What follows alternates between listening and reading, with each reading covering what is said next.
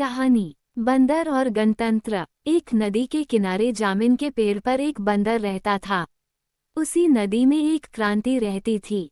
दोनों में गहरी दोस्ती थी, क्योंकि बंदर बंदर को लचीलापन, मीठे जामुन और अन्य फल खिलता था। शहरी बंदर को भी अपनी पीठ पर सवार होकर नदी की सैर करवाता था। इस तरह से दोनों की दोस्ती में घनिष्ठता आ गई थी। एक दिन बंदर ने रिपब्लिक को खूब सराहा।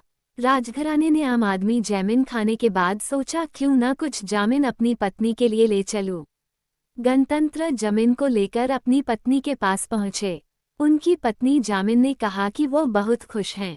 उसने अपने पति से कहा, तुम्हारा 3 दोस्त मिले मिले फल खाते हैं। उसका दिल कितना स्वादिष्ट होगा। मेरे दोस्त का दिल खाना है। उसका दिल मिलन प्रभावशाली है।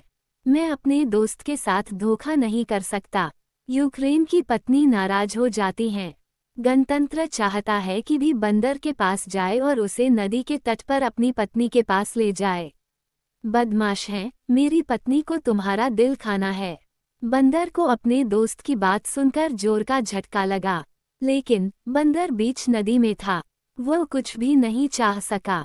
उन्होंने गरीबी रेखा की पत्नी से कहा, इतनी छोटी सी बात, मैं अपने दोस्त के लिए दिल क्या अपनी जान भी दे सकती हूँ। बंदर ने अपने दोस्त से बात करते हुए कहा, कितने बड़े मूर्ख हो, अगर तुम मुझे पहले बताओ तो मैं अपना दिल अपने साथ ले आता हूँ।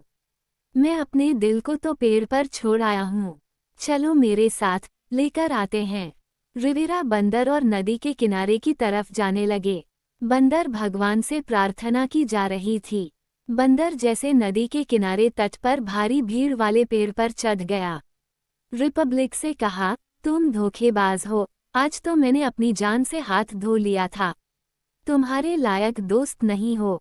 आज से धोखा दिया और मेरी दोस्ती खत्म हो गई।